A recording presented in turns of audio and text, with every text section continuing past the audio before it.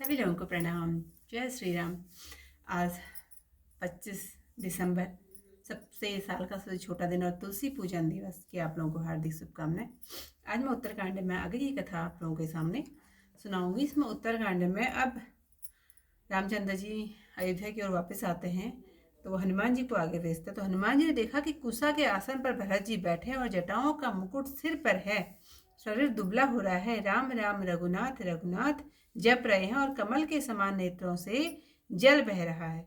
देखते ही हनुमान जी बहुत प्रसन्न हुए, देह के रोम खड़े हो गए, नेत्रों में जल बहने लगा। मन में बहुत भांति से सुख मानकर कानों को अमृत के समान वाणी बोले, जिन प्रभु के वियोग से आप दिन रात दुखी रहते हो और जिन स्वामी के गुणगानों के समूहों को सदैव रटते हो, वे ही रघुकुल के तिलक सज्जनों को सुख देने वाले देवताओं और मुनियों के रक्षक राम जी कुशल पूर्वक आ रहे हैं।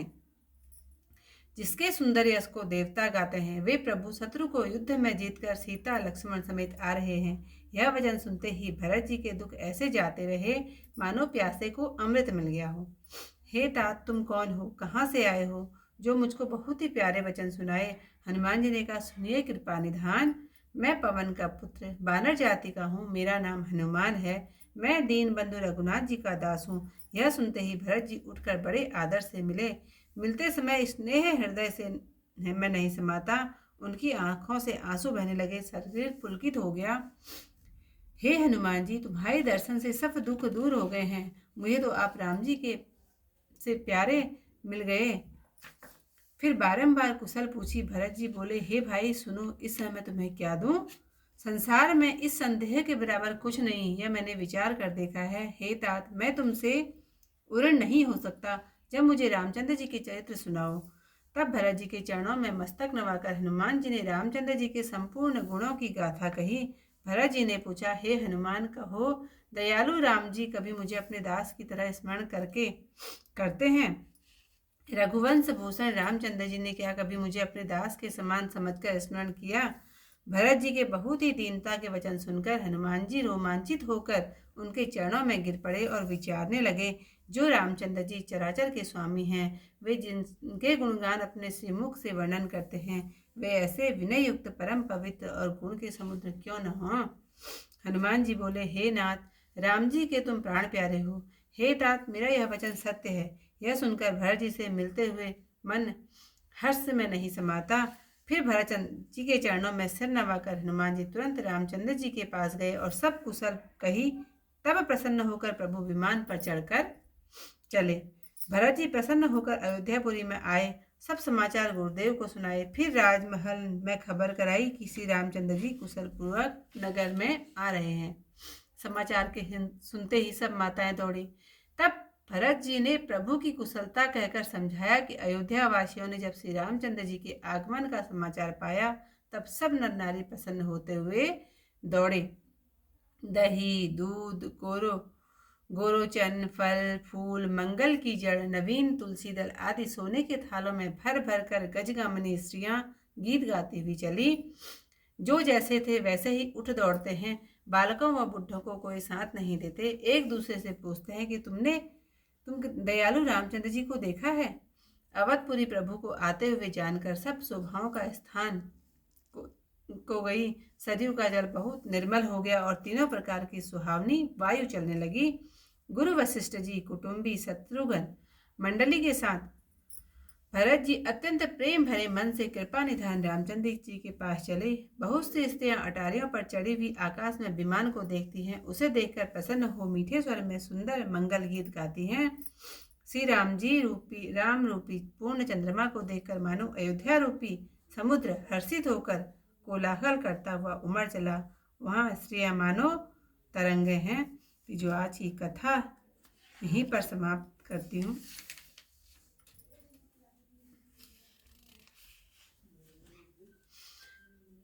देखत हनुमान अति हर्षो पुलक गात लोचन जल बरस्यो मन तह मन मह बहुत भांति सुख माने बोले सवन सुता समबानी जासु विरह सोचहु दिन राति रटहु निरंतर गुण गण पाती रघुकुल तिलक सुजन सुख दाता आया कुशल देव मुनि त्राता रिपुरन जीत सुजस सुर गावत सीता सहित अनुज प्रभु आवत सुनत वचन बिसरे सब दुखा तसावंत जिनि पाए पीयूषा को तुम तात कहाँ ते आए, मोहि परम प्रिय वचन सुनाए। मारुत सुत मैं कपि हनुमाना, नाम मोर सुनु कृपा निधाना। दीन बंधु रघुपति कर किंकर, सुनत भरत भेटे उरी उठिया सादर। मिलत प्रेम नय हृदय समाता, नयन सवत जल पुलकित गाता। कवि तब दरस सकल दुख बीते, मिले आज मोहि राम परीते। बार बार बुझि कुशलाता, तो कहूँ देव काह सुन भ्राता। यही संदेश सरिस जग माही, कर विचार देखहु कछु नाही। नाहिन तात उरिन मैं तोहि, अब प्रभु तरित चरित सुनावहु मोहि। तब हनुमंत नाई पद माथा, कहे सकल रघुपति गुण गाथा। कहूँ कपि कबहु कृपाल गोसाई, सुमिरहि मोहि दास की नाही। निज दास जो रघुवंश भूषण, कबहु मम सुमिरन कर्यो। सुनि भरत वचन विनीत, अति कपि पुलकितन चरणनि पर्यो।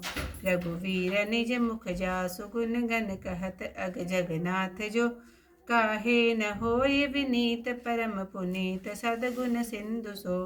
राम प्राण प्रिय नाथ तुम, सत्य वचन मम तात। पुनि पुनि मिलत भरत सुनि, हरसन हृदय समात। तुरत गयो कपिराम पही, भरत चरण सिरुनाई। हरस चलो प्रभु जान चढ़ी, कही कुशल सब राई। हरस भरत कौशलपुर आए, समाचार सब गुरहि सुनाए। पुनि मंदिर महाबात जनाई, आवत नगर कुशल रघुराई। सुनत सकल जननी उठधाई, कही प्रभु कुशल भरत समुझाई। समाचार पुरवास न पाए, नर अरु नारी हरसि सब धाये। तदि दुर्वारोचन फल फूला, नव तुलसी का दल मंगल मूला। भरी भरी हेम थारे भामिनी, गावत चली सिंदूर गामिनी। जय जय सही जय तैसे ही उठ धावई, बाल वृंद का संग न लावई। एक एकन का बुझही पाई, तुम देखे दयाल रघुराई। अवधपुरी प्रभु आवत जानी, भई सकल शोभा कै खानी। भई सुहावन त्रिविध समीरा, भई सरजु अति निर्मल नीरा। हर्षित गुरुपुर जन अनुजा, विसुर वृंद समेता। चले भरत मन प्रेम अति, सनमुख कृपा निकेता। बहुतक चढ़ी अटारिन्हा, निरखई गगन विमान। देखी मधुर सुर हर्षित, करही सुमंगल गान।